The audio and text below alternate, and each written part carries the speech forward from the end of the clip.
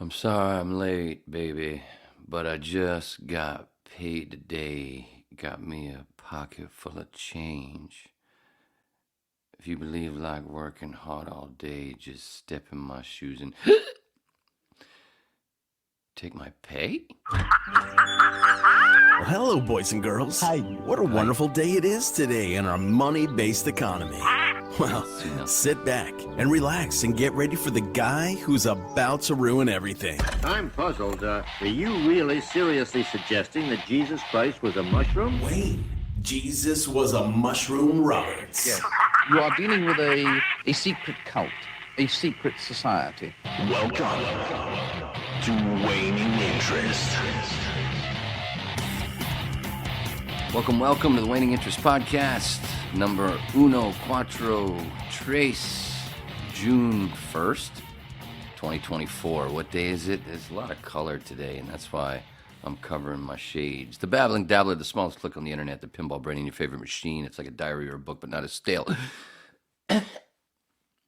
or coherent from a more mentally challenged gump dude. Or if Mikey and Mouth from the Goonies, I got to scratch that fucker off there, and I'm not doing that one anymore. Mikey Mouth from the Goonies played a lot of bareback leapfrog. And then a little while later, tonight it was just me. Because Susie, she crapped out on me, taking care of these fucking sick folk, man. Like, I'm not sick. It's bullshit. It's not fair. Is my screen right? I can't see a goddamn thing. It's probably better that way, isn't it? Isn't it? Wait. Oh, I got something for you real quick as soon as possible. Swept that shit up. Little mess maker's back. What'd you call him? What'd you name him, Ma? Ichabod. Ma just made an appearance. There you go. Little shit's got a name now. That son of a bitch. I sweep that little step off my back. I just have that there because we haven't figured out what we're gonna do quite yet. But that little bastard, or bitch, I don't know, whore, slut, motherfucker. I sweep that shit up, and then every day he comes up there, and that's where he has his little picnic. And oh my God, I saw smoke, and I thought it was a person. Whoa, this weed is good. Strawberry something candy, strawberry candy. Couldn't help it. Name was great. And whoa, it's a good indica, right? Yes, that's what it was. Hybrid indica. They're all fucking hybrids. No, shut up. You don't get to the point. Anyway, again, swept that shit up. Ma makes a mess maker's little back. Quick appearance. What'd you call him? What'd you name him, Ma? Ichabod. There you go. Little shit's got a name now. Okay, there's the animal portion.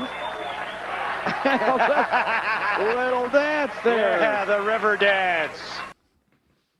Yeah, fuck yeah. All right, yeah, we're just going to race through. Seeing how we're all alone, I got nobody to talk to. I'm just going to, it's going to be like this all night. Walter can take a 10-pin lead with a strike in the seventh. This is going to be all PBA. Yeah, fuck yeah. All night. And then, of course, wow, what a great open, huh? When you're all by yourself, and you got this plant. I was so looking forward to, oh shit, what's that? Oh, get out of there. Oh, it's me. Oh, close that, would you? Thanks. All right, cool. Right on. What? When? Because. That's why. Shh. Anyway, it was the same. Oh, I was all looking forward because I figured if Susie didn't have to do her, that stupid shit, taking care of people. Yeah, it was better with these, wasn't it? I was looking forward to her bringing in a new game because I really enjoyed playing that game in Whip 142. Was it 142 or was it 141? I've already forgotten. Good, because see, this is why I need Susie here. This is bullshit. Bullshit. We should probably stick to 30 minutes, huh? Of course not. We got plenty. Oh, I'm going to read, what was it 137? 137? Yeah, Breaking Bowels. I'm going to read the AI from that. Fuck, this AI shit is so crazy. Everybody's loving it, but man, it does nothing but fuck shit up. I mean, not nothing. That's bullshit. No, there is some cool stuff, but when they try to whatever this stuff is, this summarize, what is it? Summarize.tech. When they summarize your shit, they fuck up royally. It's seriously like being married again. That's not what I said. That's not what I said. That's not what I said. It's not what I said. I swear it's not what I said. I'll fucking show you. And that's the best part. I can read it on this one, and then you can go have some fun. If you haven't watched 137 yet, you can go see for yourself. And but what you can do is you go to that, what is it, summarize.tech, I guess is the thing, yeah. And you can put in a YouTube link if it's set for the ability to be able to do it, and it'll summarize the shit for you. And then, but don't go by that. I'm gonna prove it to you some more. This is all I got, and I keep teasing that I'm gonna fucking read from Stanhope's, another little bit from Stanhope's. This is not fame, but we keep dropping that because we're just having so much fun. That fucking game was a lot of fun. That's a new thing. We got to have a game every. That's a good 30-minute time killer. Got to have that. You hear me, Susie? You hear me? I know you're watching, even though you're taking, you're sticking needles in people. Yeah. Oh, fucking that Star Wars stuff. I mean, I just now I can't even say it, man.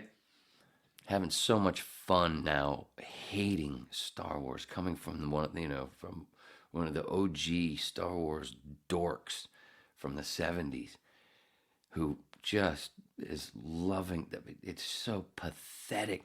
Have you? Maybe I don't know if hopefully somebody posted. Ooh, man, I told you that fucking strawberry candy was good. Because this is just coffee. I swear. Maybe a little too much sugar. This new, they just keep getting worse and worse. It's everything corporate. It's just it's a reminder of radio when radio got so corporate and just watching everything get worse and worse, and firing the people that were good because they made too much money, and putting people in their jobs that weren't ready to have those jobs because they were cheap, and just making everything just shit. In this interview with the cast members of this new Acolyte show, and I only know this just because I watch Nerdrotic. I watch if you don't watch that, Gary Neurotic. I'm a Mahler fan, Critical Drinker, Friday Night Tights, Friday Night Tights. And that's the only reason I know any of this shit anymore, because I don't watch it. Please don't. Oh, it's just so fucking awful. I mean, if you're gonna watch it, it's just a hate watch.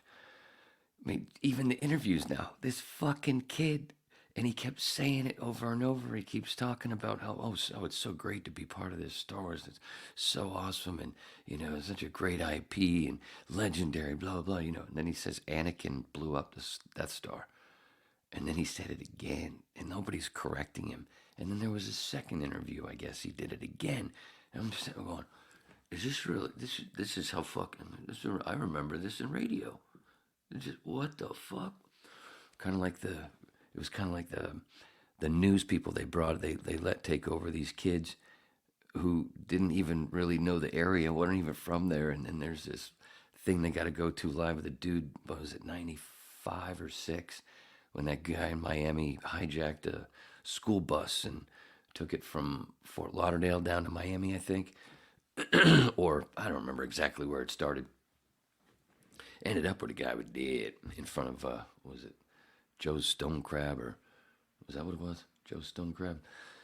In front of that place. I think all the kids were fine. But they were on the air, took over the airwaves from Rick and Suds and Neil. and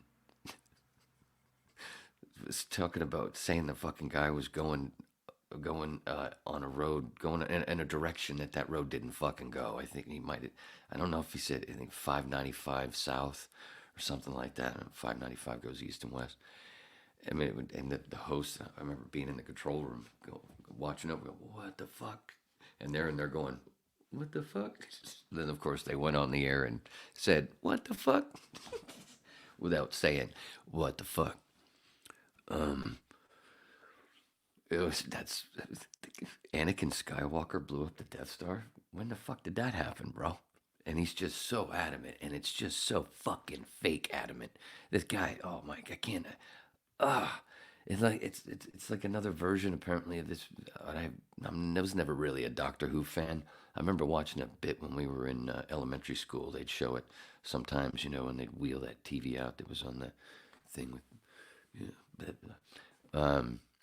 on that stand that had so many shelves and had all that gear that's no longer necessary, but so cool still to look at and reminisce about. What? When? Because? I don't know. But I wasn't a fan like some of these folks and this new one with this. Guess the timing too with me and June 1st. I don't know. They tried to get it out there a little quicker before. I don't know.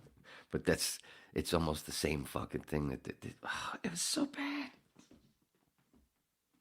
And as much as I'm going, you fucking fake motherfucker, I'd still have that mostly sadness. Like, you poor bastard. I think I might have tweeted something nasty to him. Oops. Well, I just said what he was. He's a knee-bending fucking corporate hack douchebag. Ugh, so gross. Oh, another reason on the list of why I no longer in the wood of holly. Ugh. Hey, kid, you keep listening. Get out. Everybody that I've said, leave. I left before a lot of folks. But that's just because, I wanted to. Say what? I tell you, Star Wars fucking sucks. It always really did for the most part. Except for Harrison Ford and James Earl Jones. And the Millennium Falcon. And Peter Mayhew. Okay, there's some other cool shit too, but Jesus Christ. Man, what a waste of love. What a waste of love. Kind of like the waste of love on Mark Ruffalo, you know? You got to separate the artist from the art, or the artist from the, yeah, right? What? Something like that. But, oh man, used to be my hero, and now I don't even give a fuck what he does anymore. Thor Ragnarok is one of my favorite movies, and still I'm like, it's fine when he's the Hulk. I don't want him as Banner anymore. Ugh. But that fucking movie still holds up. Thor Ragnarok is so good. Just boom, boom, boom, boom, boom, boom. The pacing, everything's it's fucking funny. Still good. One of the few that I own on still it's on that iTunes. And Fury Road, I rewatched Fury Road because of all the Furiosa talk, and poor Furiosa. It's so funny. Everybody's saying it's actually a good movie, kind of like Fall Guy. Everybody, all these people that I trust, like Mahler, Drinker,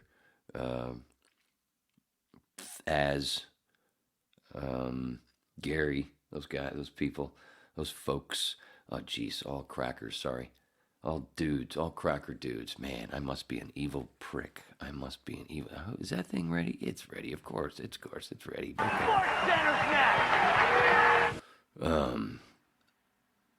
But they say the movies they're actually good movies, but they're failing horrendously, and it's nice to see fucking Hollywood fail. I hated, I tell you, Hollywood would have failed a long time ago if they hadn't thrown all that shit at Charles Manson and distracted everybody. Because if the truth had come out, Hollywood would have sunk a long time ago.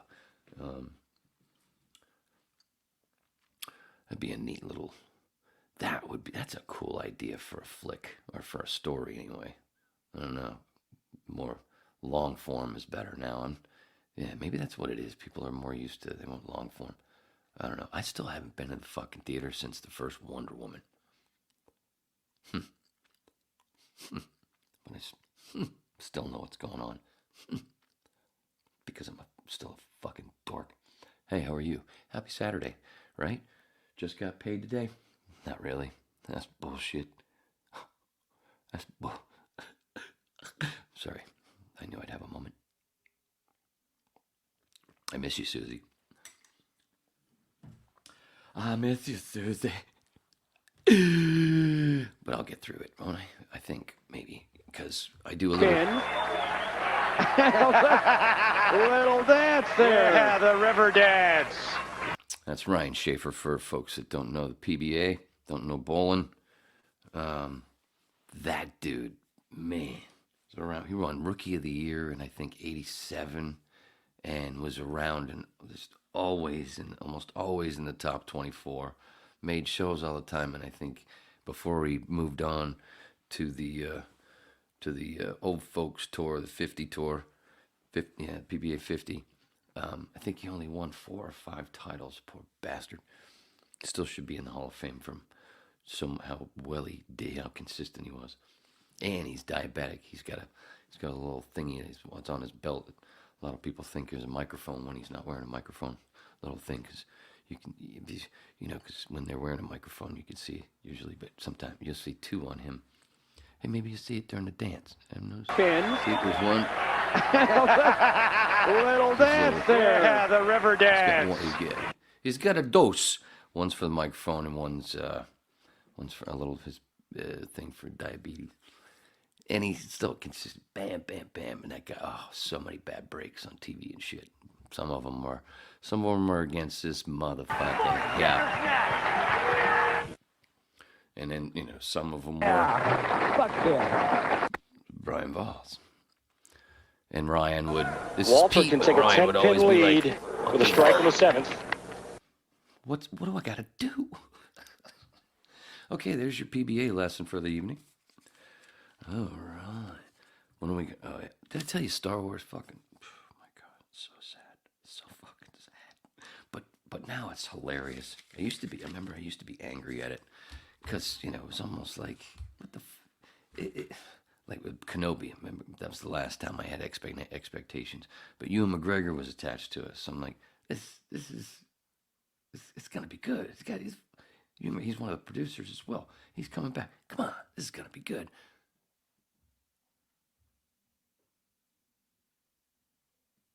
That was me watching Kenobi.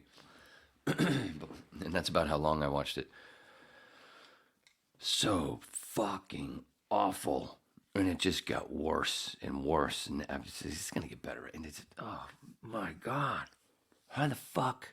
It's got to be on purpose, because how the fuck do you not know? Oh yeah, I know. Yeah, I know. Well, back to the corporate thing. And I remember back in those days too, we were in this big building in Miramar when we got consolidated. Clear Channel bought everything up, and then I was working. That's where I started working with Susie and Juanche. And a few of us would always, it seemed like every 3-4 months, we'd be sitting there at lunch at this one spot on the second floor where you could see everything, and downstairs, because the upstairs was just the ring, almost like an asshole, like a fucking anus, yeah, because that's where the salespeople were, in that hole. And shit would go down that was just, what the fuck, business-wise, where whatever, and there'd be a handful of us that would always made it through going, shit, it can't get any worse than this. And there we were 3.5-4 months later again. Shit, it can't get any worse than this. And then, of course, shit. And then all of us lost our voices, which sucked because we were in radio. But then there was the one after I left, the one that I heard about, the Christmas time one, where it was the Christmas after I left in February, and of 2002, and then that Christmas, like a month before Christmas, there were rumors going around that one of the stations was going to flip, and the whole on-air staff was, and during the Christmas party, which they had in the fucking building, the GM stood there and said, "There's rumors going around, blah, blah, blah. It's not happening, blah, blah, blah." And like a week later,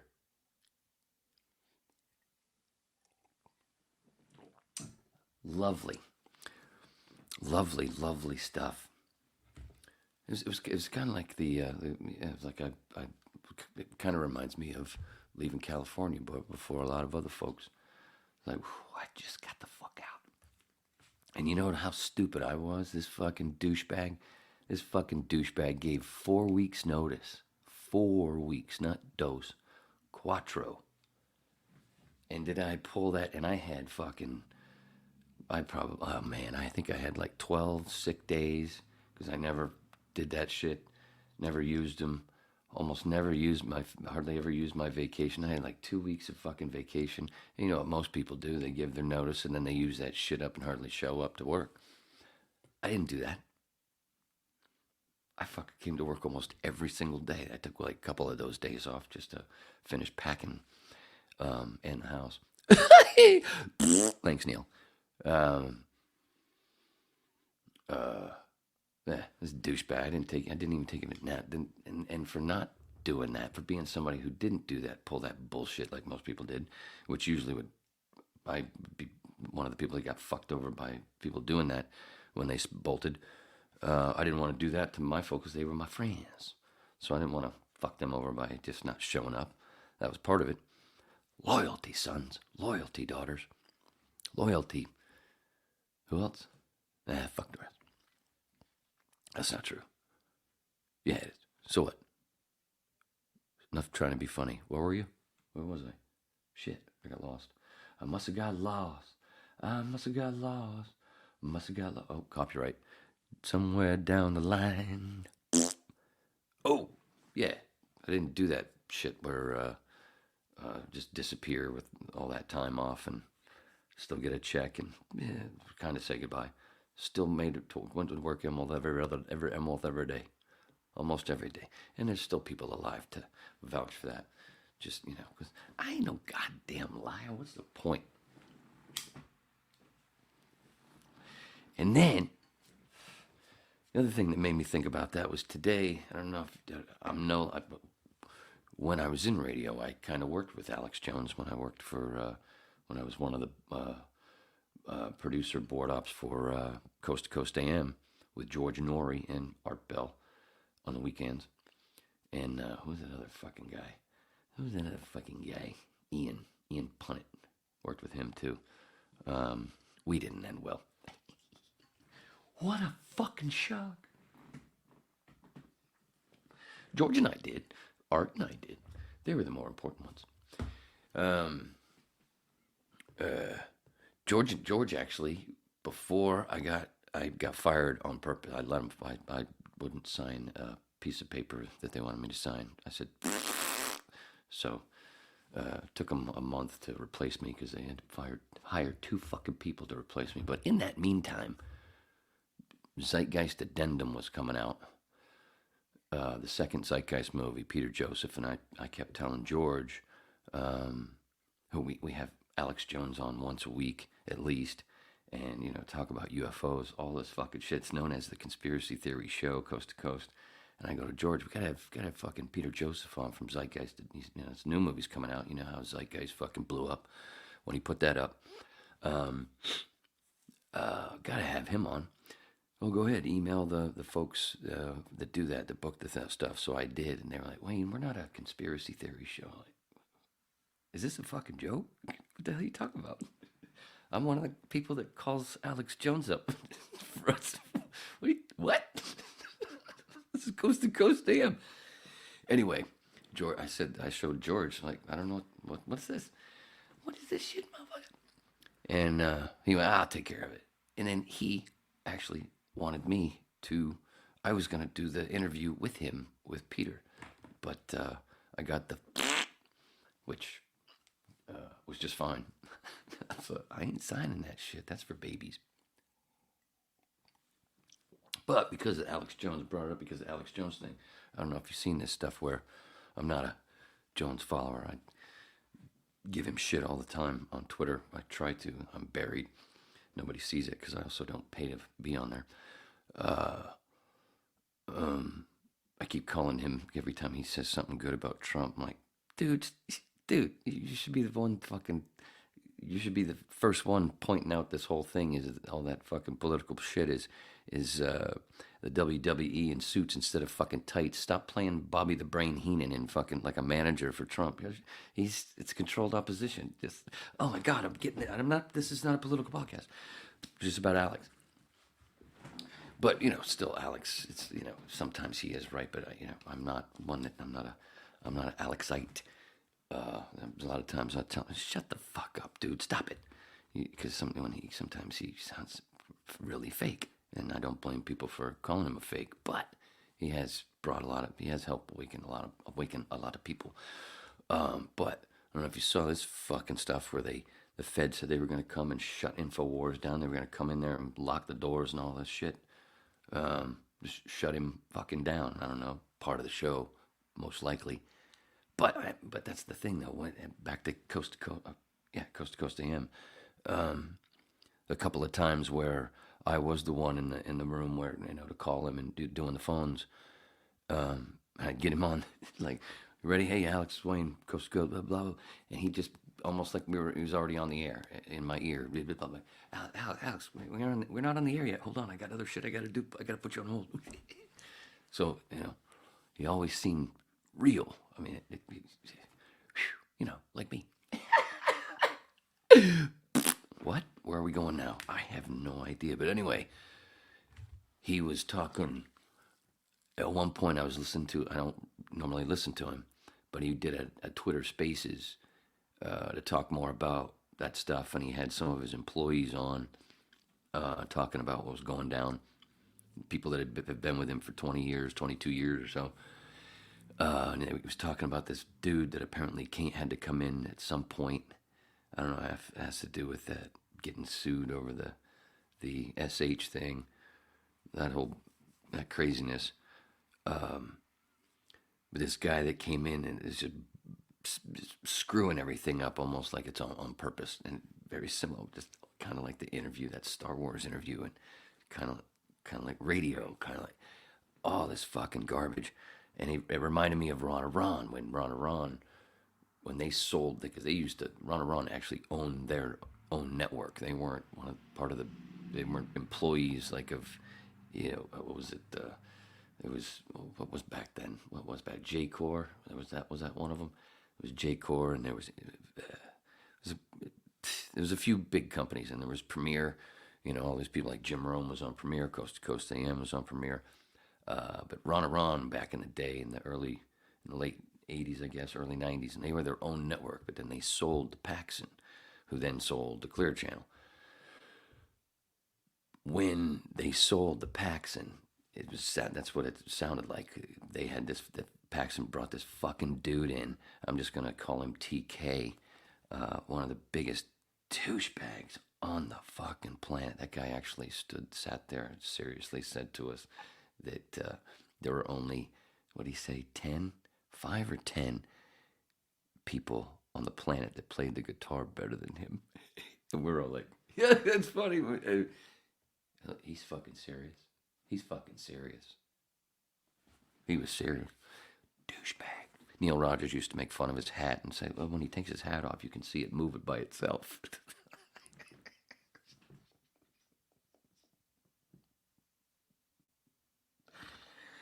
Because he was a demon.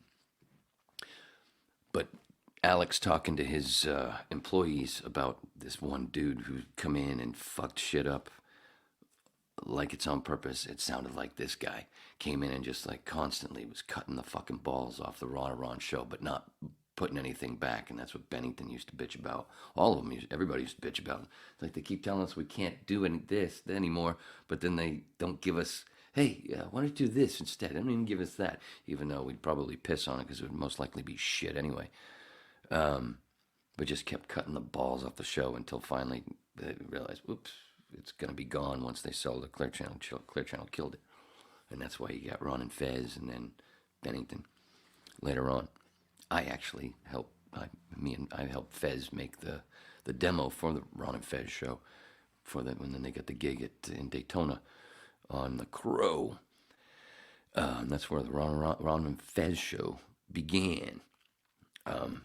But that TK guy just coming in constantly, he would say that kind of shit. Bennington had a little code for me to where like I'm facing in, but as I'm facing through a window at the board and the phones, then the network board, and then which was kind of like at Premiere where it's all here, but then they have all the affiliates have their own boards wherever in all the states and everything. And Ron Show had at one point the highest, I think 16 affiliates, but when I was with the show, it was down to 13. So I was on half the show. I was at the network board. It was a couple of us that took turns, but it was mostly me and answering the phones right there at the network board. And but when I was there, I was looking through in my own little closet, basically, and then I'd be looking through glass, and Bennington and Hayes would be facing this way, and Fezzi would be on the board in there playing shit. And so they'd be facing so that's how I'd be seeing them. They were really facing each other inside the other room like that, and I'd be seeing them in the glass, and they'd look this way towards me, or whatever. Anyway, whenever TK came in during the show was on from 6 to 10 a.m., he'd usually stroll in somewhere around a little bit after 9 or before 9, and I didn't want him in the studio. So if he did show up, we'd know he'd there, and I could see him, through the glass. If he was in there, I'd get this little thing from Benny, like this. He'd look in and do this to me, and I'd fucking call that guy's fucking cell phone. And as soon as it started ringing, he'd leave the fucking room. But I'd star 67 beforehand. He'd leave the room, and then Benny'd go through the glass. He'd kiss me through the glass. Sort of, kind of, maybe. But that dude, that's all I could see. When I was listening to that Spaces on Twitter of Alex, all I could think of was that fucking piece of shit. That guy. What a putrid person. There's only a few people in the world that play guitar better than me. And you doing what you do for Paxson Communications, why aren't you out there? Why isn't Eric Clapton opening for you, you fucking turd, you walking, talking rectum? Oh, I want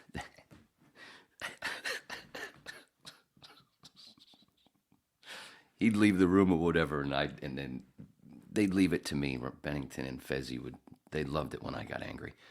And they'd leave it to me to do the real venting when that guy left the room, like after a post-show meeting or whatever. He'd leave the room, and because, you can't hear through the things, it's radio and those stick doors. And I'd just go, that fucking... They just let me do it all. And they'd have their chuckles. And then it got to a point where one of my first... as a producer, one of my first things was I had to go out with somebody and after the show, be with them all day and all night and come straight to the show. And there were reasons why, blah, blah, blah. So let's just say that when I got to the show that next morning, I was fucked up. I don't even remember the first hour of the show. There's a little blurs where Fezzi got mad because he kept having to dump me because I was so fucked up. I forgot we were on the radio, and I was just fucking. I was ripped, and I was crashing by the end of the fucking show, of course. And this is the stuff that I do remember. So we were outside at a post-show meeting, and at this table outside the building, and he's standing. TK Scummy is standing on one end of the table, and I'm on the other end standing there just crashing, but I just couldn't. I didn't want to sit. I'm just crashing, just listening like this, and everybody else is on each side, and blah blah blah, and he's going through his bullshit or whatever, and then he makes some cheese stick joke about me being fucked up that day, because that was I was doing my job. It wasn't like I just showed up fucked up. I did what I was told to do, and and he made some stupid joke about me being fucked up. And I'm at the end of the table, and he did that. Everybody turns their heads towards me, and I was like, this is exactly what I did. And everybody, anyway, I got a little talking to. But it wasn't until Monday that I got the talking to. A little fucking sneak attack prick. Wait, it was nice though, I guess. He let me sober up. It took a few days.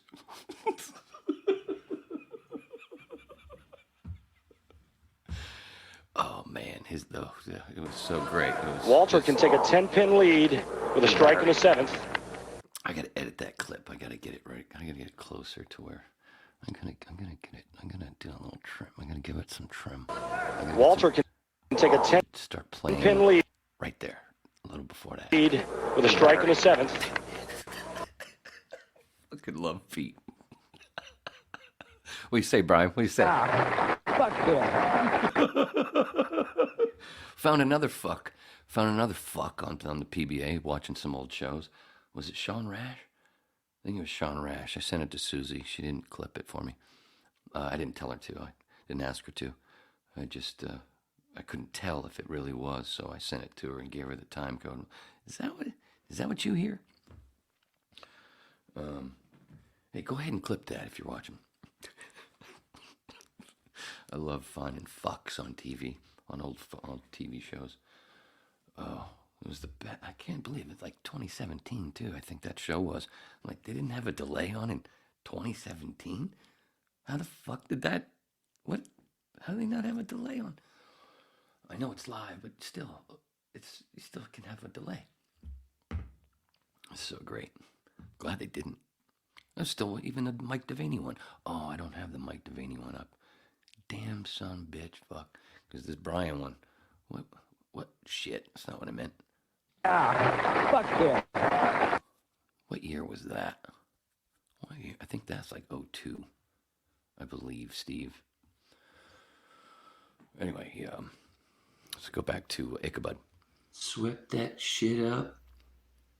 Little mess maker's back. What'd you call him? What'd you name him, Ma? Ichabod. There you go. Little shit's got a name now.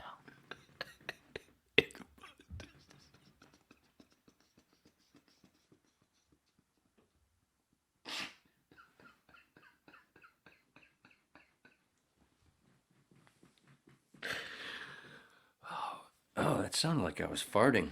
It's not. I swear to God, it's the chair. Ichabod. God damn. Hey, Ma, can you come up with a really silly name for me? Thank you. Didn't even ask. She does have a sense of humor. I wonder if she's watching in the other room. I hope not. Do you? Yeah, me too. Where are we going now? Oh, man. Am I done with that fucking Tommy Kramer? I swear to God, real story. I'm like, that's funny, Tommy. Bennington told me he loved me for that. Yes, he did. Yes, he did. Yes, he did. I remember that. Can't forget that. You can't forget when one of the funniest people ever to walk the planet fucking tells you they love you. God, felt good.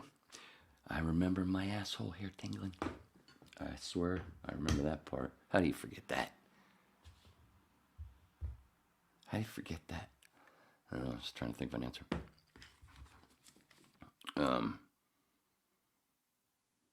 Did I get it all? Did I tell you that douchebag said Anakin Skywalker blew up the fucking... Oh, here's a fun fact. Fun fact Saturday. Oh no, Wayne Leaders podcast. This is just for Susie. I was... some shit popped up on my YouTube recommends, and it was what somebody put together the in order the 28 500th home runs in the NFL, and Babe Ruth was uno. 1929. Guess what, Susie? He did it on our birthday. Hit number 500 on our birthday, that we also share with Hulk Hogan and Rogan Joe Isn't that nice? Yeah, that's great. Okay, there you go. Fun Fact Saturday.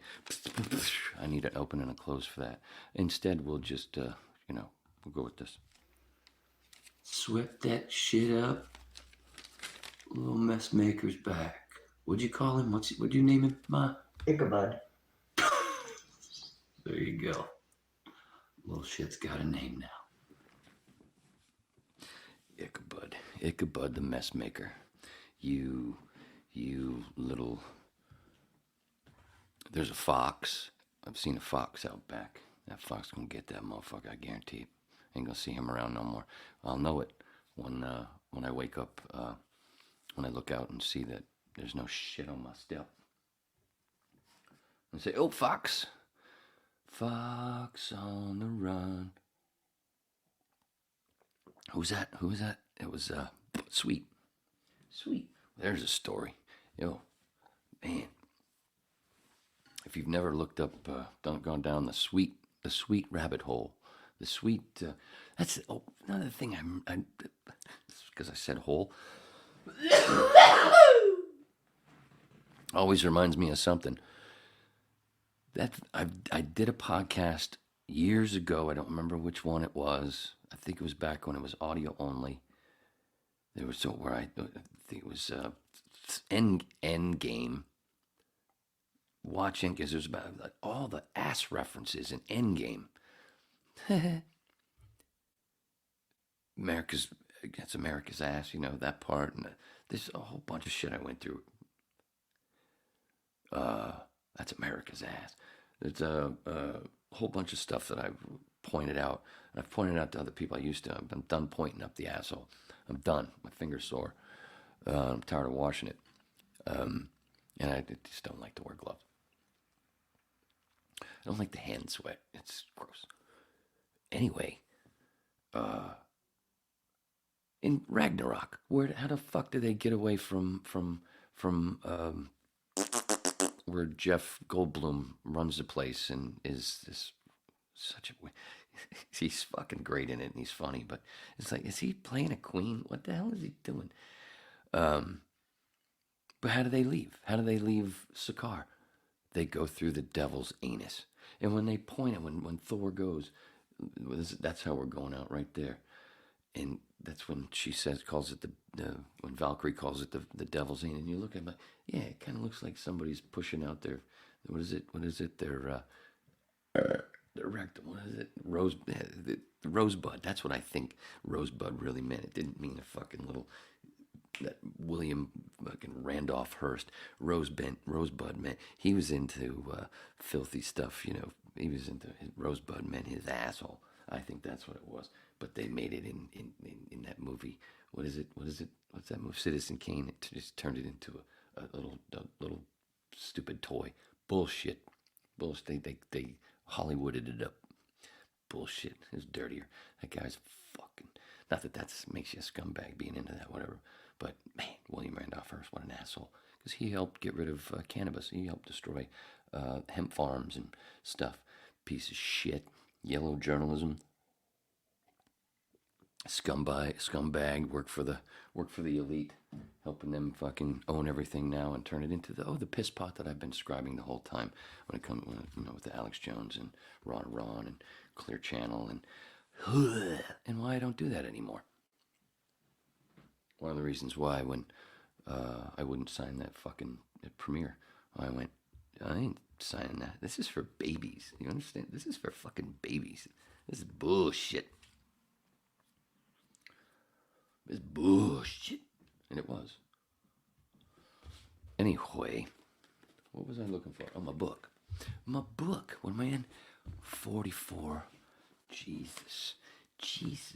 Now we'll save the book. This is the part where I'm a little worried because I haven't done this. Because normally, Susie she's the one that pulls it out. If I could say that, she's the one that when we use the internets. She's the one that she pulls it up from her end. Man, no matter how I say it, it sounds filthy. And then there's a little screen that'll come down, a little button I can hit down here. I can see it, and then I pull it up, kind of like I've got, this right here. Swept that shit up. Little mess maker's back. What'd you call him? What'd you name him, Ma? Ichabod. There you go.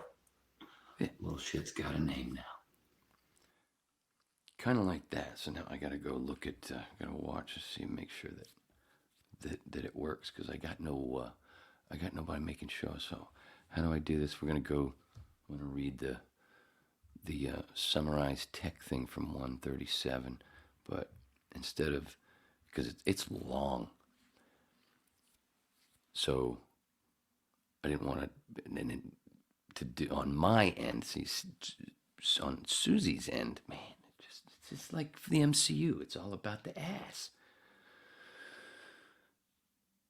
Seriously, pay attention at Endgame. If you watch Endgame again, all the ass references, and right at the beginning, basically there's a shot. I mean, after Captain America's shaving, the way he's standing at the mirror, the way he's standing, he's like his ass is a bit pronounced, and then eating, the whole thing when he's at the meeting.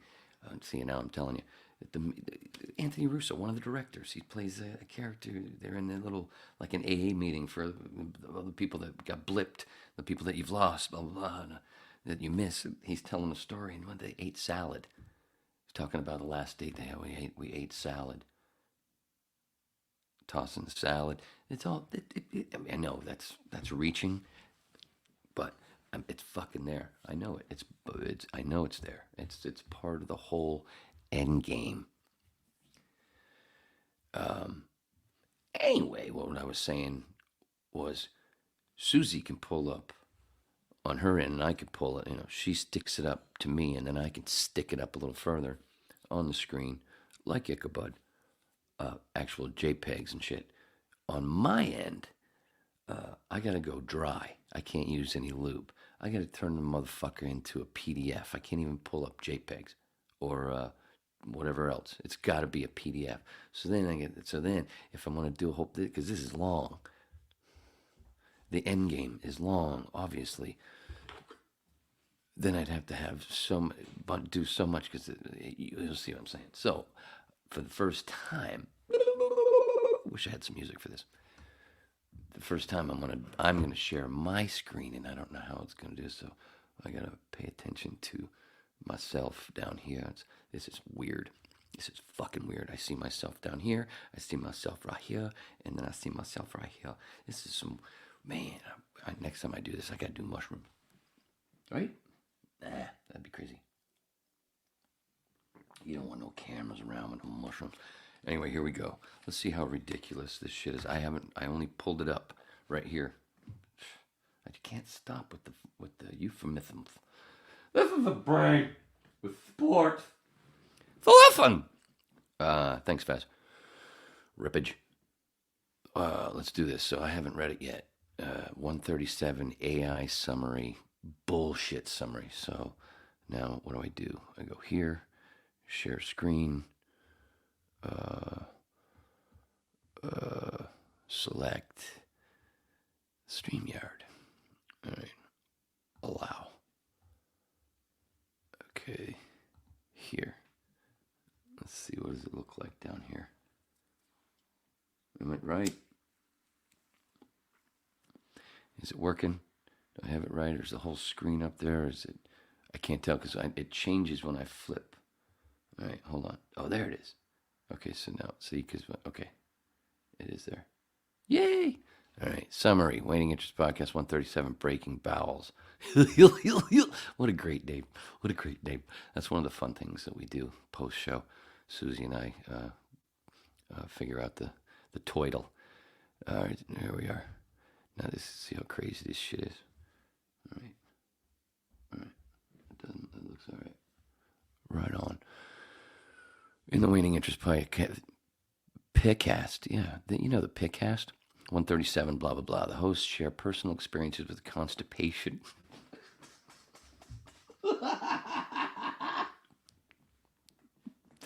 And I can do it like this. Let me go, not like that. Let me do this. Oh, wait, go back here for a second. Oh, get rid of that. Maybe that'll, yeah, because that might be slowing you down. All right, let's go here. Back to the studio, and then do this. Right? Does that work? Does that look better?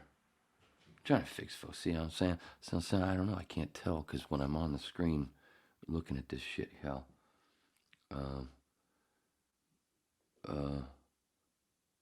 Yeah, that's better. Right? Yeah, there it is. That's what I want. That's what I want. Personal experiences with constipation and the importance of water and fiber consumption. They discuss various bowel issues, including a speaker's experience with an expired magnesium citrate solution and another's long-lasting discomfort. No, it was both me. Humorous moments include references to body parts and memories of movies and TV shows. The body part must have been with going through my dad's anatomy names. Does that look all right? Let me see. Hold on. Please hold. Please hold. Hold, please. Stop talking. Shut up. I'm trying to see full screen so I can tell. Because I can't. You son of a slut. You slut son of a. What are you doing, dude? I can't see that way. Home slice? Why are you messing my shit up? Sorry. You can blame Susie for this shit.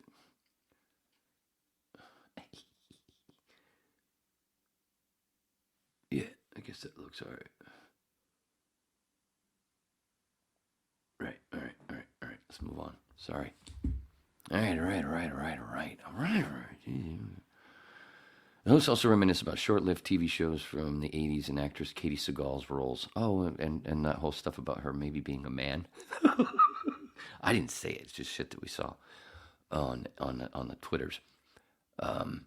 Short-lived TV shows. I remember one of those I was talking about. It's Your Move with Jason Bateman. It was before the Hogan family, and I think they had to pull it because he was influencing too many folks, too many kids like me.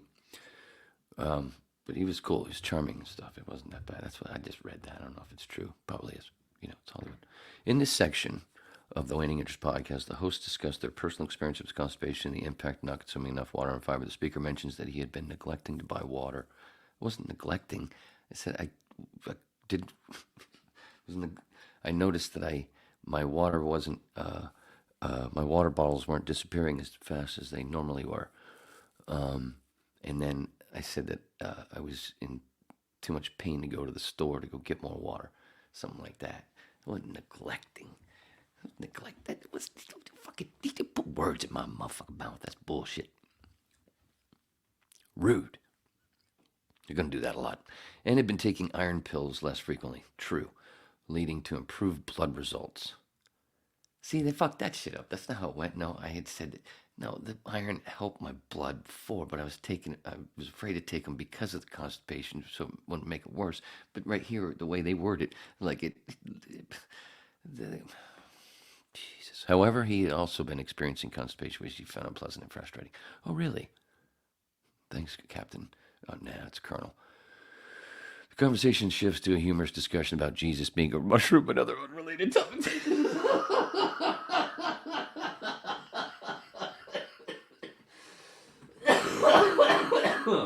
I'm glad they said it was humorous. Shifts to a humorous discussion. In the 5-minute mark, the speaker. There's two fucking people. And he keeps doing this speaker shit. Recounts an incident where he mistakenly consumed an expired magnesium citrate solution. That's not right. That's not true. I didn't mistakenly consume it. I asked 2 nurses, one of them being Susie, hey, it's expired. Can I go ahead and take this? And they said, sure. And then in about 5 minutes, I went, I think I'm going to throw up. And I only took 1 swig. I didn't even drink that much of it. And I threw up, and I talked about this on one. Yeah, maybe we did go through this one before. I thought this was the one maybe I put up. I just took thing. No, I don't know. Anyway, so it wasn't mistaken. Leading to an unexpected bowel movement. That's not what it was. No, it wasn't mistaken. It was, and I threw it up. I didn't fucking shit, dudes. He had initially thought he had strained himself or was experiencing a kidney stone, but later realized it was the magnesium citrate that caused the incident. The speaker mentions having consulted 2 nurses. Yeah. Before contacting his doctor and expresses concern when he did not experience the expected severe reaction from the solution, which he had consumed in the presence of 2 friends. There was nobody there. There was nobody here. Said I was texting them. Wow. The incident took longer than expected to resolve with the speaker, eventually taking stool softeners to alleviate the issue. Yeah. True. Things are regular now. Much better. Thank you much for asking, folks. In this section of the Waiting Interest podcast, stop doing that. We don't need to read that part. Man, still doing the bowels. Describes feeling he had to wait for the right moment to go to the bathroom. And she had tried various methods to alleviate the discomfort, including eating apples and prune juice. I never said anything. I never said I was drinking prune juice, and I didn't say that. It was, we talked about prune juice, would help, but I said I forgot to grab it when I went to the store. But was hesitant to add anything to his system. It might make the situation worse. The worst part of the experience was the pain he felt in his left side every night, which prevented him from sitting for long periods. He also shared some humorous moments, such as his confusion over names for body parts. Confusion. And the number of pillows he needed to sleep comfortably.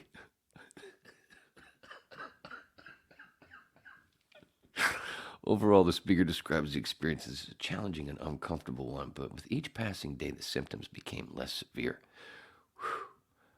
I don't know. I don't want to read no more of this. At the end of the hour, the speaker discusses his most memorable smoking experiences. What time is it, by the way? A fucking hour. He recalls the best bowl of weed he ever had was after getting out of an Australian jail and finding a stash in his van. What? That's not what happened. That's not what I said.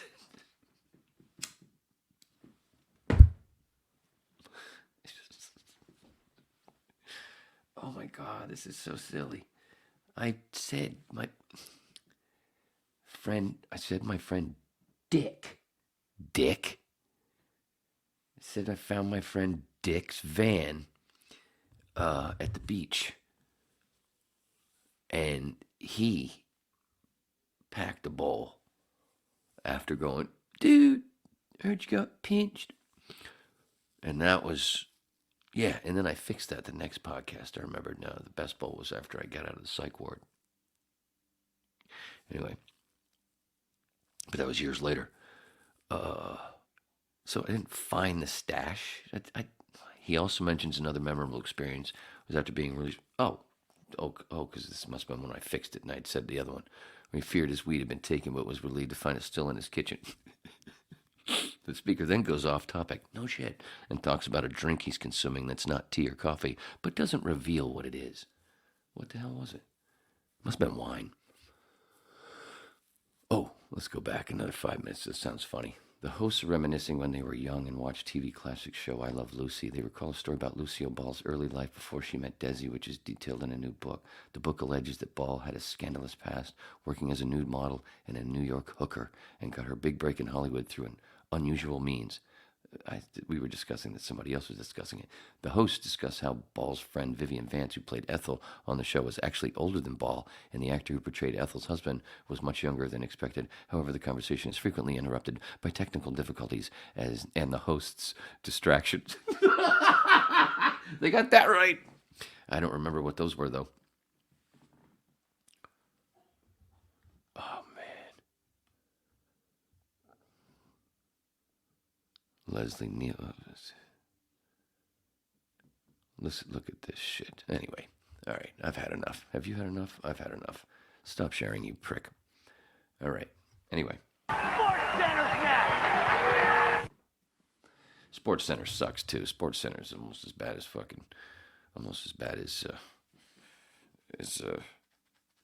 everything on fucking Disney. Almost everything Hollywood makes. And everybody's telling them. Everybody's saying, "See, man, you guys suck. You guys suck." Oh man, I could have ended it there. Damn. I didn't see the clock. Hey, did I tell you Babe Ruth hit his 500th home run in 1929 on August whenever? Joe Rogan's birthday. Who's that? I don't know. What else? I'm out of shit, dude. Hell, man, you was out of shit a long time ago, boy. Oh, my dad's talking to me. Oh, that's right, Stanhope book. Oh, did you see Stanhope fucking... I think I mentioned it before, Stanhope. Airbnb... No, he couch surfed to Kansas City from Bisbee. Maybe not straight from Bisbee. I don't know if it was the whole thing, but... Yeah, to go do this thing with another comic. And he was posting shit, and there's this new one of him and Andy Andrus in bed together. And they've got towels, look like the way Andy pops over his shoulder in bed. Stanhope's laying there on his, laying in bed when he's filming himself. Oh, fucking guy is hilarious. I think so, anyway. And if you haven't, if you don't know about his book, This Is Not Fame. Here's a little bit from, I don't know which number chapter. It's just the chapter entitled $1 Million Ideas. Daniel Tosh had $1 million. Wait, what year was this? What year was this? Is this book? It's only like 5 years old, I think. It's so sticky. It's so sticky. Where are we at? 2017, like I said. Daniel Tosh had $1 million idea with Tosh.0. How can I do this correctly? There we go. And he ran with it. That's because he's gay and detests women. Power gay. He rapes priests and murders any woman who was witness. Lawyers will have no problem with this, as Tosh will happily admit it. It made him a millionaire. Women ruin Wayne ruins $1 million sentences. Women ruin $1 million ideas just on vanity. I know. I was a victim. The Tosh thing obviously was a joke. Becker and I once had $1 million idea, and our lady friend Luker ruined it. Or she saved our careers. You be the judge. We were all out at dinner with the Alaska folk, and the subject of bum fights came up, a video series that was then all the uproar and anger in that new age of internet fame. It featured some Girls Gone Wild style abusers coercing homeless people into all sorts of fucked up things, from violence to self-harm in return for cash or booze, with the producer shitheads filming it and mocking them openly. After deciding to track the host down and kill them, we are an idea men, but rarely closers. The conversation turned to how much money they had made from selling those videos. As the wine poured, we started pitching a friendlier version of the same kind of video. Pranks without the exploitation, without the evil. The ideas got better with every glass, as ideas tend to do. And then the $1 million idea came up. Turns out that Coots owner Doran, should I not say names, had a dog that was scheduled to have his leg amputated. I assume because his leg was fucked up. I'm sure that it wasn't cosmetic surgery. One drink leads to another, and the plan was in play. We would pretend to be a documentary crew and ask to film the amputation for a television documentary. Then we would cut to a shot of Becker in a chef's hat on the set of a cooking show, breading the amputated leg in a pan. Becker would give cooking directions, tell you how to spice it appropriately and how long to bake it. Then we'd cut to Becker removing the dish fresh from the oven, garnished and presented like a Zagat guide meal. Then Becker would feed it to the three-legged dog. Masterpiece.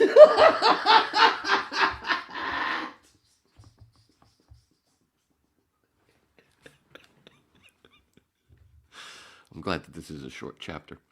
Yeah, fuck. I wanted to be smoking because it's a Stanhope thing. But the motherfucker burned out. I'm just trying to stay off camera with him. For some folks, don't smoke weed. Okay, not on camera. You know for a fact that a dog would eat its own leg. We were so sure that this could be the centerpiece to a newsworthy, controversial internet video that we were, in that drunken moment, committed. We thought it through and debated the morality of it. The dog was losing his leg regardless. A dog eats anything. It wouldn't care if it was eating its own balls after being neutered or chewing on your used tampon that he pulled from the trash. True. A dog eating its own leg would appear cruel and unimaginably distasteful while actually victimless and fucking funny. A win-win. We could figure out the rest of the content later. The problem was that Doran couldn't keep his fucking mouth shut, and he told Luker. She went appropriately batshit and said that there was absolutely no way she would allow that to happen. Doran, should I not say names, having cost us $1 million with his big mouth, picked up the dinner tab and we went home. I went back to L.A., but Becker didn't give up. He sidestepped Luker and actually tried to accompany Doran to the amputation with a video camera. The vet told Becker that there was no way he would be allowed to film the surgery. Our $1 million idea died again at the veterinarian's doorstep. I will still battle the morality of the fact that Take two.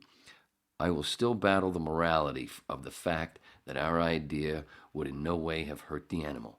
Those cunts that made bum fights probably thought they could justify their torment as well. Our argument would have won easily over theirs should it have gone to an Ivy League college debate. But the general public may not have seen either side as anything less than memorably deplorable. I looked up the bum fights fucks online while I was writing this and went back to plotting their murders for fun. It passes the time.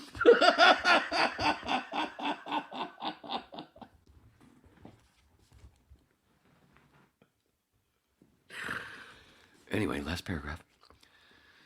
Luker might have been wrong logically, but she was right in the long run. We could have been famous for dog eats own leg video. Bum fights famous. Way worse than karaoke famous. Or never even being noticed at all. There you go, like I said, Doug Stanhope. This is not fame. Great book. Should I read another? Might as well. Jesus, you got fucking 50 minutes left. Jump around. Oh, did I tell you that I used a bookmark and fucked myself out almost $14 from a residual check? Because I forgot that I used it as a fucking bookmark and then it expired. Isn't that funny? Ooh, might as well read Killer Termites, right? Let's go with, let's see, Killer Termites or Florida Sex Offenders Part 1. You know what? Let's do Part 1 because then we can do Part 2. Doug doesn't mind. It's a promo. It's a fucking commercial. If he does mind, then I'll take it down. No, I won't. He'll never know. Florida Sex Offenders Part 1. Doug Stanhope. This is not fame. People who say that I am trying to be like Bill Hicks have never heard Matt Becker or Andy Andrist. I already mentioned Andy. I was one of the OG fans of Issues with Andy, their podcast. Chad Shank, hilarious.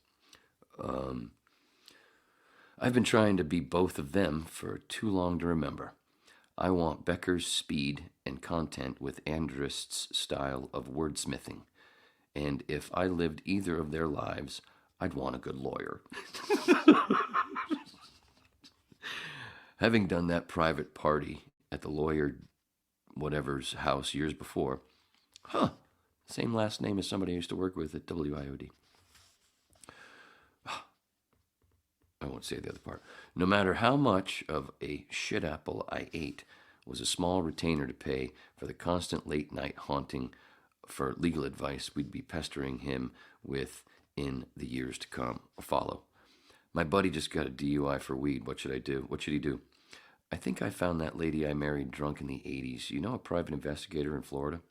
My friend Danny's wife is suing me for calling her a lying cunt. What are my options? Suing me for... Oh, you know what that's a reference to? My friend Danny's wife is suing me for calling her a lying cunt. What are my options? That's a reference to something with some deppage. That's a Depp Heard reference. When it came to needing legal help from Jay, nobody screamed pro bono as loud as comedian Andy Andrist. Andy is a touched individual who seems to be unable to stop himself fucking up. He's also one of the funniest people alive because of it. If even part of the reason that his insanity was due to being molested as a teenager, I call it collateral damage. If that old man fumbling around with his junk made him that hilarious on a daily basis, I say, look at the big picture.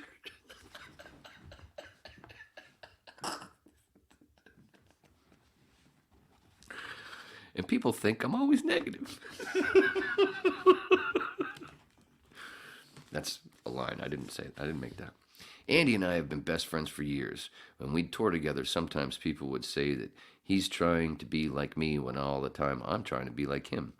Like Becker, Andy is legitimately one of the funniest human beings alive, where I am simply better at making funny into a sellable product. I hope they hate me for that as much as I hate them for being naturally far more funny. For the many years I've gone on the road with Andy, one name always fell into his jokes. Bo Y. Fondler. Bo Y. Fondler, a name that you can assume has been changed by the lawyers of this publishing company who are gun-shy to a fault regarding liability issues. This bothers me because let's say I randomly change Bo Y. Fondler to blank blank for legal purposes. Now anyone named blank is under scrutiny. Couldn't any blank sue me now? I could just use John Doe, but knowing how many names I had to change in my last book, you'd wonder how this John Doe guy could have been in so many places at the same time.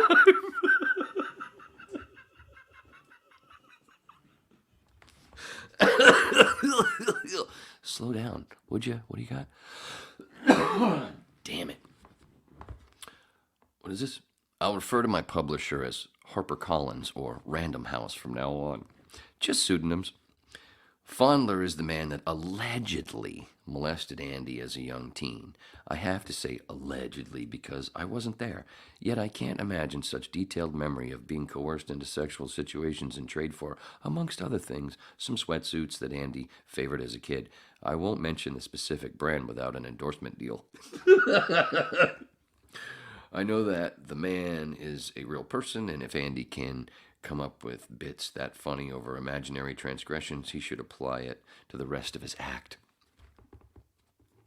The worst thing, Doug Stanhope, this is not fame. The worst thing is that my molester had hand braces. This is Andy talking. I realized later on that I could have just walked away. I didn't even have to run. I don't know if I was queer or just liked helping people.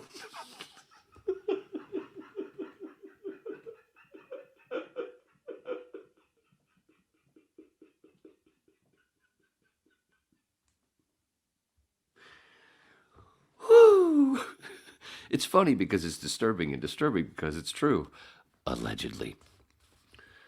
One day, Andy called me to say that he'd actually found Bo Y. Fondler on the internet. Fortunately, now living in the same state as our Florida lawyer.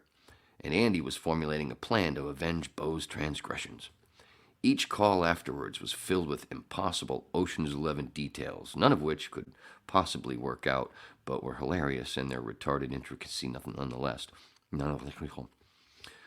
All I know is that the plans and the final phone call included Andy swimming across the pond of a golf course to gain access to Bo's gated community with a waterproof backpack to keep his disguise of a cable guy dry for whatever came next. I laughed until he mentioned the fact that he'd already bought plane tickets for him and a friend, and he talked into filming the whole thing. When I pictured Andy swimming across alligator-laden waters on a Florida golfing hamlet, accompanied only by some clown trying to tread water with one hand while trying to film, I knew I had to cancel some plans. Andy and his camera lummox. Hold on a second. I gotta. This goddamn paper's falling out of this goddamn book. Is there gonna be cocaine next? That's a joke. I haven't done that in a long time. Ooh. Never actually. Hardly ever had my own. Seriously. I know goddamn loud. Isn't this fun? Yes. Using other people's material that don't mind, because that's how cool Doug is. And hey, it's a goddamn commercial for it. I totally recommend buying the goddamn thing. I ain't doing no commercial. I ain't getting paid for this. This is all Random House fun.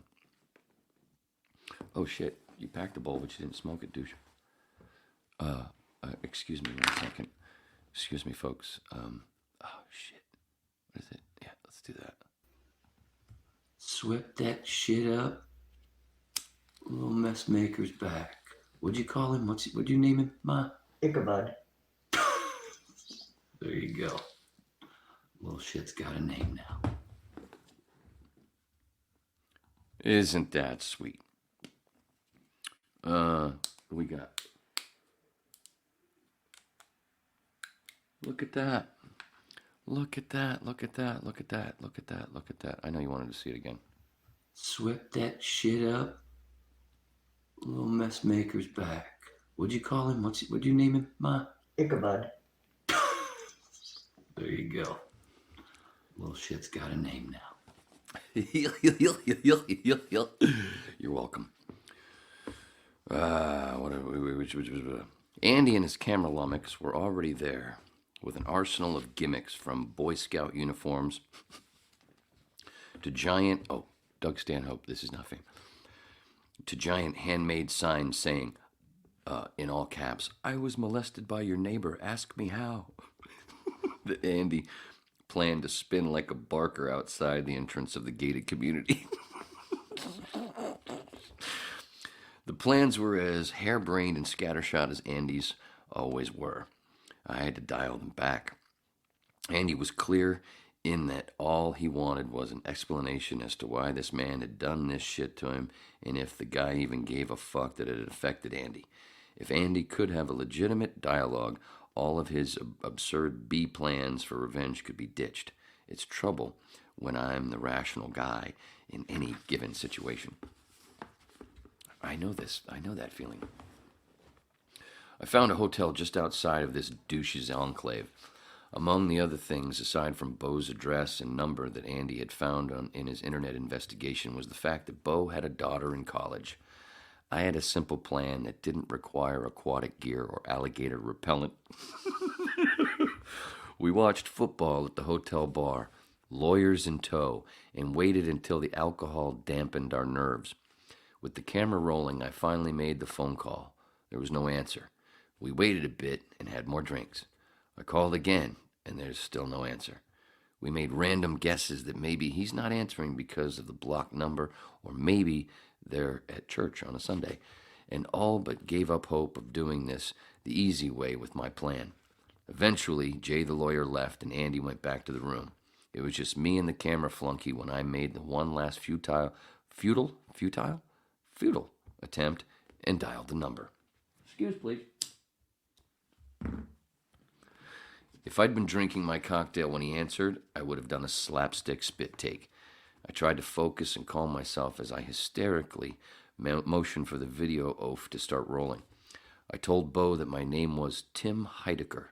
For some reason, the first name to pop into my head was the co-star of Tim and Eric Awesome Show, and I told Beau that I was a private investigator who had some sensitive information about his daughter in whatever university she was attending.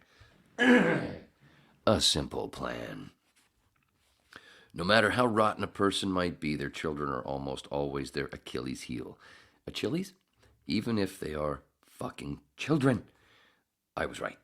He asked what it was about, and I told him that his daughter was not in any danger, but that, as a parent myself, I'd prefer to give him the information in person.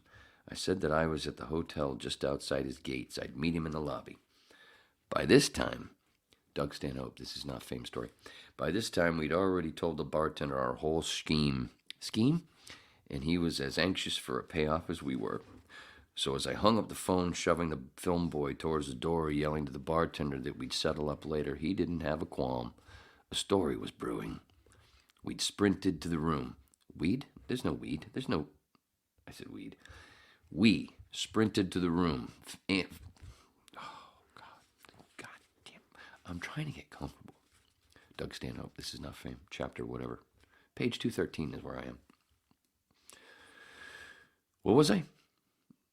We sprinted to the room, filled Andy in that it was a go.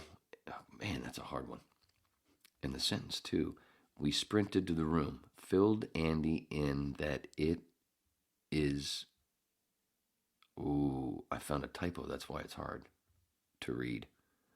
We sprinted to the room, comma, filled Andy in that it was a go. That's not... Yeah, that's the problem. Wasn't me, see? Miced ourselves up and made for the lobby. Through the front door of the hotel was the lobby, and if you kept going directly through, there was another door going to a patio and a pool. We set Andy up at a center table and had our video gopher back in a corner table with his camera hidden in some clutter we'd created. We jabbered plans about what we'd do when he showed like we were coked up. We jabbered plans about what we'd do when he showed like we were coked up on nerves alone. We waited a long time. Turned out that Bo Y. Fondler's paranoia, he'd called the police for an escort to this suspicious meeting with a private investigator. I saw who I assumed was Bo Y. Fondler walking in, followed by his assumedly mail-order wife and the cop. The cop blew my already panicked nerves into overdrive, but the alcohol didn't let it show on my face.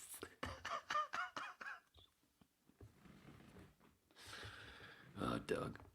I met him in the lobby and said with the smile of a cruise ship director, "Mr. Bo Y. Fondler, come with me." Was that a Captain Stubing that I did? No. It was all very Chris Hansen to Catch a Predator style. The cop asked which of us was the private investigator. Not knowing if it was illegal to falsely represent yourself as such, I told him that I never said I was a private investigator, only that I was investigating the matter privately. He seemed to buy it. I led the triumvirate out the back door to Andy, sitting calmly on the patio. "Have a seat, Mr. Bo Y. Fondler. You remember Andy Andrist?" Yes, I do. Yes, I do. Yes, I do. Sorry. Andy unleashed a jumbled load of pent-up memories and a caterwaul of accusations. "Do you remember the Adidas tracksuit? Do you still..." Oh, he wasn't supposed to say Adidas. "Do you still have the videotapes?" Then some references to Penn State coach Jerry Sandusky, who'd just been busted for fucking kids. It came out in such a torrent that I was as confused as the wife and the cop, who'd been in a prick intimidating cop mode. Sorry, page turn. Oh my God, there's more. I thought this was going to end on the next page. Since he'd arrived. They had no idea. Good time killer. They had no idea what to make of any of this. Like an interpreter for the insane, I told them plainly that Bo Y. Fondler had molested Andy as a kid. I was dressed in a pale blue 70s leisure suit, and Andy was still blathering incoherently, so none of this looked legitimate. Andy pressed him harder, and Boy Y. Fondler said he wouldn't comment as he had no lawyer present. I caught a moment to create a pause, and then Andy asked him, "Are you at least sorry for what you did to me?" And then his feeble wreck of a man, burning. Doug Stanhope, This Is Not Fame. And then this feeble wreck of a man rocked backwards in this moment that he knew would eventually catch up with him, said without thinking, yes, of course I'm sorry. The moment brought a silence over all of us. To anyone there, it was like he just fucking admitted it. It was the ultimate, you can't handle the truth moment. The wife lost her breath and the cop jumped sides onto ours. Andy reminded Bo of the time he promised to buy him a car if he graduated high school in an attempt to keep Andy's mouth shut. As Bo backtracked and denied it, Andy slid his high school diploma across the table. "I want my car."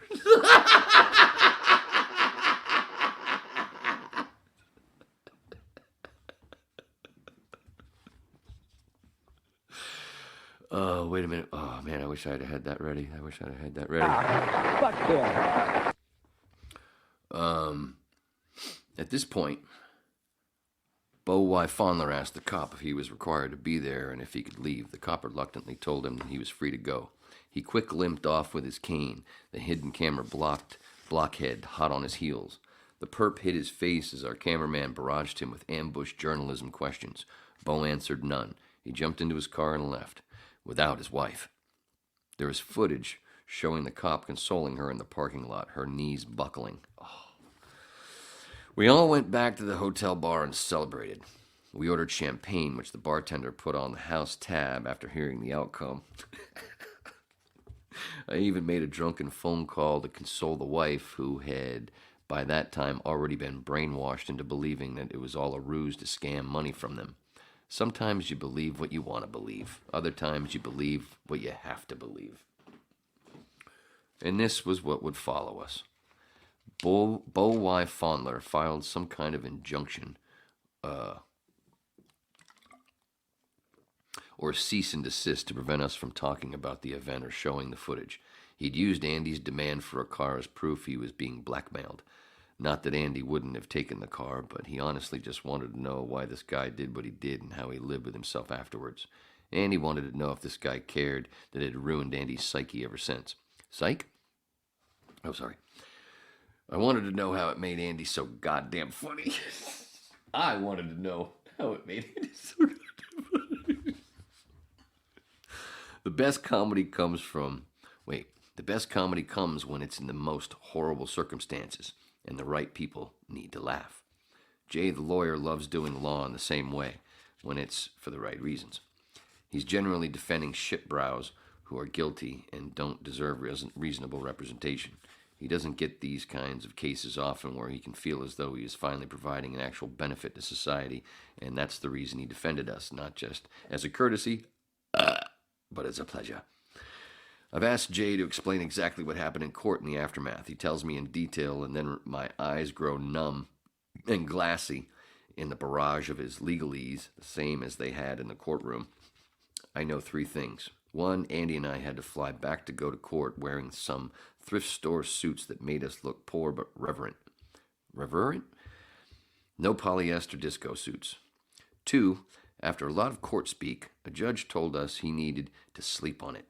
I think he was sleeping in the moment, but in a short time the injunction was shit-canned. Something about prior restraint and the First Amendment. Lastly, and it took more fighting from the lawyer, Boy Y. Fondler was forced to pay for Jay the lawyer's legal expenses. I'd hoped that somehow this would bring some closure for Andy, that in this so-called victory he would be able to let it all go, and in the wake he would become less funny than I am. But the trauma can't be taken away with a simple court ruling, and Andy remains one of the funniest people alive. Doug Stanhope, This Is Not Fame. 2 chapters. There you go, Doug. Somebody maybe cut that for Doug. Show it to him. You can use it. I don't know. Oh, I've got more reading material because I've got 30 minutes. Leaf. The Harvest issue. Oh, shit. You know what I meant to do after I was done, of course? Damn. Shitty timing. Oh, look at that. Pretty picture of weed. Look at that. Pretty. That's a lot of shit.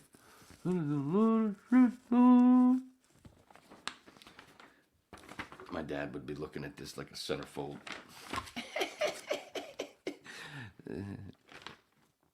Look at that.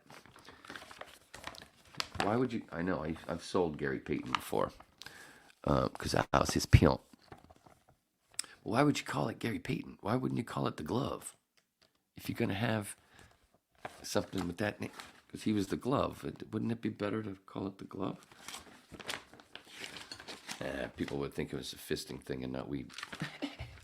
What? When? Because I don't know. LeafMagazine.com. Not a commercial, just shit that I grab when I go to the weed store. It's free ads, basically. Why? I don't see anything about the Lords playing anywhere right now. That's what we need to do. That's Steve's idea. Drummer Steve, the Lords, tribute to the music of the Lords, of the Doors. Wow, good strawberry candy. Nah, it's just because I'm dumb. His idea, he thinks, because of who were the, that we should do some cannabis festival, and I agree, and hopefully we will be doing the cannabis thing sometime. I hope my mouse doesn't die. I haven't plugged it in a while. There it is. More plugged in. It's all about the ass. I'm telling you. What's that from? I'm telling you. What is that from? What is that from? I'm telling you. Anyway, watch Endgame again. And just pay closer attention and just start counting. Wait. When you get to the salad thing, why did he have to say salad? Why the fuck did he have to say salad when you got all those other references? That's America's ass. That is America's ass. That's America's ass. Ass. And it's called Endgame. Ick. It's not ick if you do it right. But I can understand some people's thinking that. But that's usually your first before you. I almost dropped my binocs. I almost dropped these, and then I would have had to go and find them so I could go find them. That would have sucked if they had fallen. Land ho! If I get back home and I feel alright, girl, I'm gonna... Wait a minute. Shit, I haven't done that one in a while. I forgot. I fucked that shit up at the end. I fucked that shit. Fucking everything up. That's what it's about, right? That's what it's about. I should have played quicker. Timing should have been better. Hey, Susie, by the way, again, now you've got more time to watch True Romance, so we can talk about True Romance. In place, I realized, we not only talk about, there's scenes we can play off of YouTube, and just, people. Imagine that. Imagine playing, and that Pulp Fiction shit that I was talking about. Which one was that? 142 and 141. Hey, let's go check Summarize. Summarize tech dot bullshit. What is this? Let's go. What does it say in the second hour? I'm on the other page. I'm not sharing right now. I'm not sharing. I'm Karen. Not really. I'm Sally. In this section of the Waning Interest podcast, the host expresses his disappointment about not being able to poop his pants on purpose during the live stream, despite his hopes and attempts. What?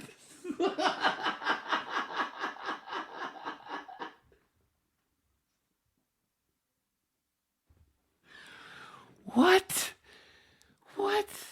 All right, yeah, here. All right, I'll share. You got to see that. Where is it? Wait. Share screen. Which one is it? Yeah. Right? Where is it? 135? Yeah. At 135. In this section of the Waning Interest podcast, the host expresses his disappointment about not being able to poop his pants on purpose during the live stream, despite his hopes and attempts. He then shifts the conversation discussing his Patreon. Oh yeah, patreon.com/waninginterest. The link should be right there under in all the descriptions, wherever you are. And all this goes up where you can see it. Everything goes up on the Patreon page for free, but you can become a whip real cheap. $2 a month. It's pretty fucking cheap. And we got to pay for shit. Got to pay for StreamYard and Libsyn. What is it? And the entertainment value it provides to subscribers for a low monthly fee. Oh, yeah. I should finish reading the fucking sentence before I shift. It does a lot of shifting. It talks a lot. It likes to use the word shift. The host also shares his admiration for comedians, including Joe Rogan, how some of the funniest people come from unconventional backgrounds. Oh, you mean like Andy Enderist? Oh, how convenient and unconventional that I just read that and talking about Andy Enderist. Yeah, I have something where I talked about how Joe always talks about the funniest people come from fucked up backgrounds. The conversation ends with the host discussing. I'm not a Joe Rogan stan either, but it mentioned because we share a birthday. Ends with the host, and I worked with him once. With the host, talked a lot about DMT and mushrooms, discussing his fear of taking vitamin D, despite research suggesting it help with bowel movements. I don't remember saying no. Vitamin D. I push vitamin D.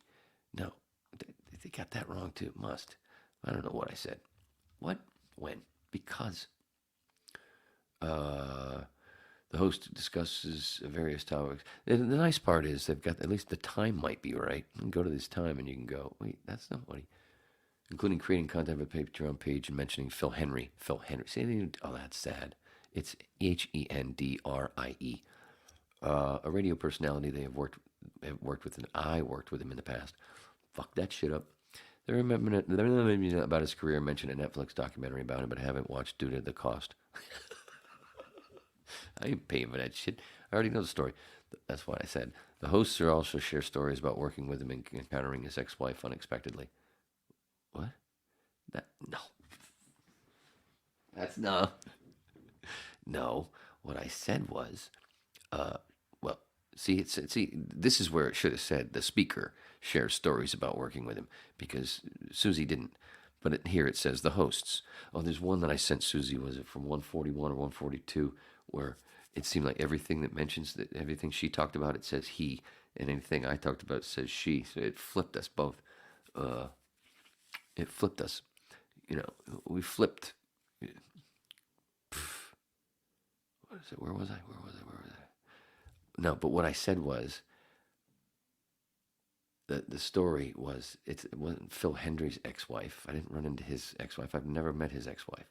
What I said was that one of Phil's previous producers' ex-wife from previous me, so like 15 years later, almost 20 years after he even worked with Phil, which was before me, I met his wife off of Bumble, his ex-wife off of Bumble. They've been divorced for years, and I saw her for a little bit, and that was one of the things when we were talking about each other's careers, blah, blah, blah, whatever, and I mentioned radio. Oh, my ex-husband worked in radio. Oh, no, shit.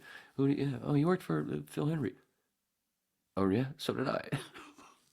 Anyway, it's not about Phil Henry. It's about Joe Rogan. Additionally, they discuss a time when the host was injured and missed a date due to misunderstanding the plans. They discuss a time when the host was injured and missed it. Oh, that was Susie, I believe. I don't think that was me. They're fucking up my story. 145, the speaker shares his experience of injuring his foot during a football game. I broke it. He explains that while running, he heard a popping sound and felt something was broken. It was when I stopped, when I planted my foot, when I did a little juke move. Despite his initial belief that it was just a sprain. No, everybody else's, not mine. I knew it was broken right away. He ended up having to crawl across the grass to get to his car due to other circumstances. Yeah, because the girl was an idiot. Her friend said, go get your car and drive it, because she came to my place to pick me up to go. I didn't drive there. And they told her to go get her car and drive it onto the field and get in a boom, boom. And she went all the way and then drove just to the edge and then got out and walked slowly back to us. And I'm laying there and she's just kind of slow. And everybody's like, what are you doing? And so I just started crawling, like, fuck this. I'm not waiting anymore. Anyway, later he discovered that he had fractured his second and third. Well, it was late, months later. They said, oh, you didn't just have one broken bone, you had a second. And your Liz Frank. Oh, the way they spell Liz Frank is hilarious. Should be a rock star. Yeah, and then they told me months later, something's so fucked up. And that was when I was, when I saw the girl, the ex-wife of the other guy. Because that was when I was still limping around like fucking Igor in Frankenstein. Or the humpback dude. Yeah, that's right. Igor, he kind of had a humpback. Liz Frank. Speaker mentions they had to fight to get the MRI. Yes. Oh, yeah. The night before his surgery, the speaker received a text in his voice. Not a text, it was a phone call. I said phone call? I think. It was a phone call. It was a text and then a phone call. From his voice, and offered me a gig, causing him to ponder what to do. Anyway, that's enough. I'm done. Stop sharing, you stupid douche. Right? Right. All right, 20 minutes. Right? Oh, shit. It's the wrong thing. There you go. Well, that was fun. Did I tell you Star Wars fucking blows? Oh, you already knew that? Oh, we all did.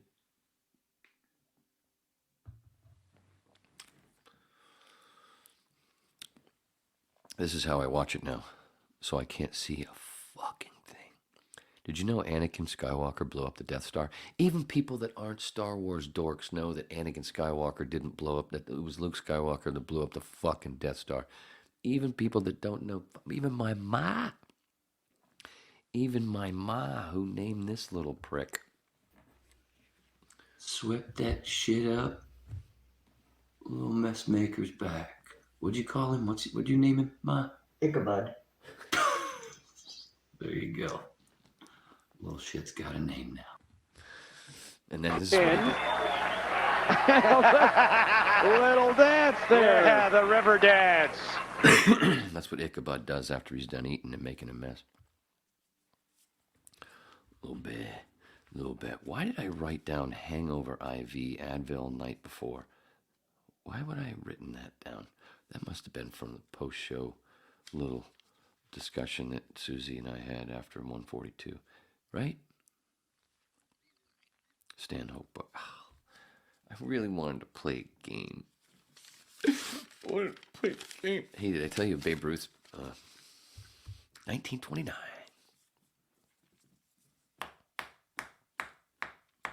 Mind if I smoke? Good.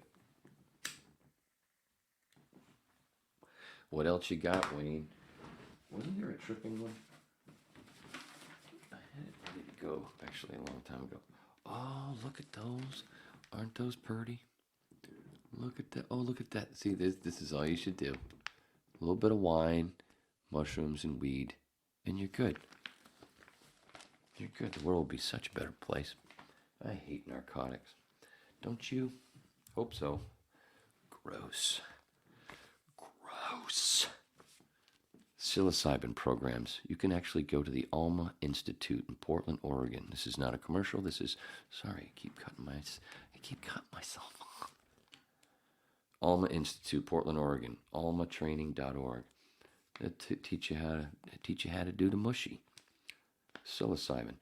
You can do it at UC Berkeley. Too fucking expensive. Awaken ABBA LLC, Salem, Oregon. AwakenABA.com. Just letting you know. Change Institute in Oregon. It's all Oregon. Oregon. California, Berkeley, of course. Oregon. The rest are all. Yeah. You in Oregon? I hope so. Or maybe you can do it online. I don't know. Whatever. I'm just the babbling dabbler. I'm just giving you the heads up. Myco Method. Myco-method.com. Almost sounds like a group. Myco Method. Like the what is it? Chemical Brothers. The Chemical Brothers at the Main State Theater this Friday. Anyway, hey, in a world where this fucking douchebag just lost his voice. Subtlewinds.com, Eugene, Oregon. Do you know how to spell subtle? Is it subtle? I always say that. Why the fuck does vacuum have two U's? Isn't that the only word in the world that has two U's back to back? It's never going to make sense to me. All right. Tick, tick, tick. The Leals, what is it? Son of a slut. Is that an A at the end? Leela? Leela? School.org. You check for yourself. Look it up yourself. Earth Medicine Center Training Program in Oregon. earthmedicincenter.com. Entheogen Institute in Ashland, Oregon. Entheogen-Institute. Oh boy, do I need those glasses. .com.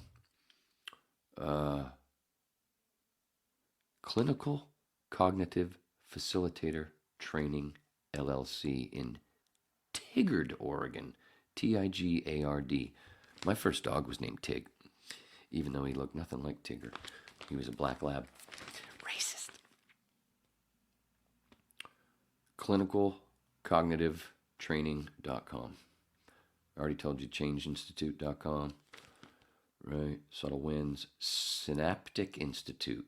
Synaptic.institute. You can have a dot institute? Huh. Shit. That's for Todd. Shit. Subtle Winds. Leela. The Mending Mindcelium method. That's funny. Mindcelium. Mending Mind. CELIUM.com. All of them, again, in Oregon, except for Berkeley, which I'm sure is the most expensive. And then there's cannabis-specific institutions and programs. Look at these motherfuckers, got the hats and everything. This goes with, Susie's daughter, Sarah. She just graduated. Yeah, but she didn't look like that. They had purple. And she didn't have a goatee. Well, that's not a goatee. That's almost an Amish beard. But it's cool that he's smoking his diploma. Notice that it's like a Big J. Big J Okerson. Cannabis-specific institution programs. Didn't I say this once before? Didn't I already do this? Anyway, to the news. GF Institute. It's online. Green Flower is the California company behind the curriculum of many, if not most, certifications and programs listed. While the Institute itself doesn't offer its own courses, you can check out its website for listings of institutions currently running its curriculum. Is it curriculum or I was just shifting. I didn't squeeze anything out. GF Institute. Is it institute.org? There you go. GF Institute. Apparently they're the GFs, the OGs of the GFs. They get the shit done. They do all this. They must be the scholastic of the scholastics. Man, this is coming off soon. Gonna be doing that Ragnarok. I mentioned Ragnarok before. Yeah, I'm gonna get Stan Lee in here, and with that thing, Then I'm gonna. I could look like Thor right now, but pulling the top back. See, it's nothing but innuendo, unintentional innuendo. It's like Endgame, but that was intentional. Like the MCU. So, man, it was like they were fucking dropping little hints early on before, and then all of a sudden they just went full DEI or whatever. I don't know. I'm just... Trichome Institute, online. Oh my God, they're getting worse as the minute goes by. This is another place you can find course selections for sommeliers. I'm not going to do it, but this online institute also offers an education in cooking with cannabis, consultant training. Always got to be salesy douches, mostly. And you don't need to be a salesy douche. It's fucking weed. It sells itself. Didn't even need this shit before. Extraction and dispensary management. TrichomeInstitute.com. You're welcome. You're all fucking welcome. I don't hear no thank you. Wait. Am I hearing it? Ah, shit, I hit the wrong fucking Little dance there. Yeah, the river dance. Randy was laughing at me fucking that shit up. Damn, man, I hit that. Because normally I hate that shit. I hit the button down at the bottom because normally it's Susie's up there so that the screens are different. So I got to do different things. And I kept hitting remove instead of fucking hitting play. Little dance there. Yeah, the river dance. Cookies U, Humboldt County, California, as part of the Cookies brand social impact initiative. As part of the Cookies brand social impact initiative, Cookies U is offered exclusively to manage marginalized community members. That sounds racist. Programs are free for selected applicants and focus on seed to sale training with paid compensation. That one makes my eyebrow go. Did you see it? Me either. impact.cookies.co/cookies.u. They're annoying in every fucking thing they do. Sorry, but you are. I don't know, maybe the best fucking place, but what do we got? 10 more fucking minutes. Cleveland School of Cannabis. I was going to laugh if it was in California. Independence, Ohio. Oh, speaking of independence, don't tell anybody, but the Lords might have going to be doing a gig on July 3rd, which is the anniversary of that guy's going bye-bye. And then a month later, I was born. What? Cleveland School of Cannabis, Independence, Ohio. If payment is an obstacle, this Ohio Board of Career Colleges and Schools approved institution can provide student loans with deferred payment plans.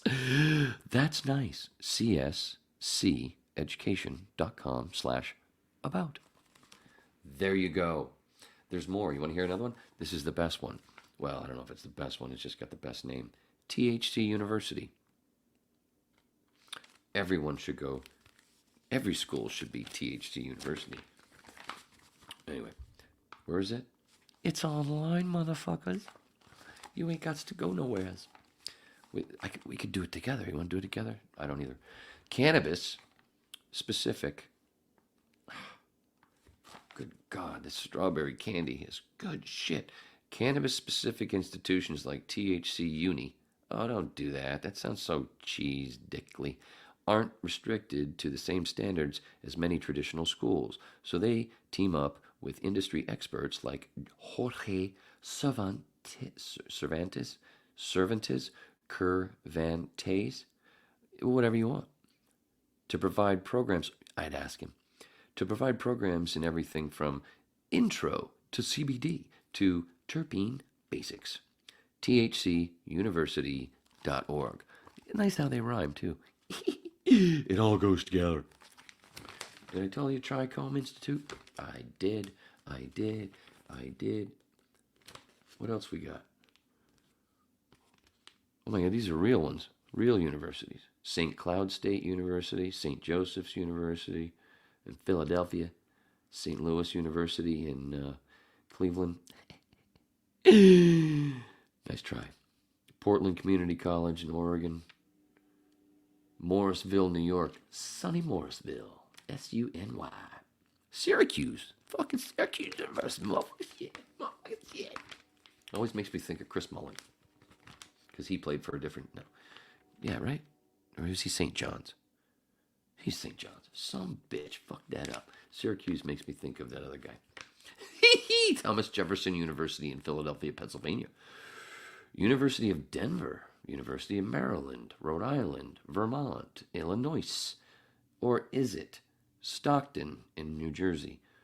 Stautzenberger College.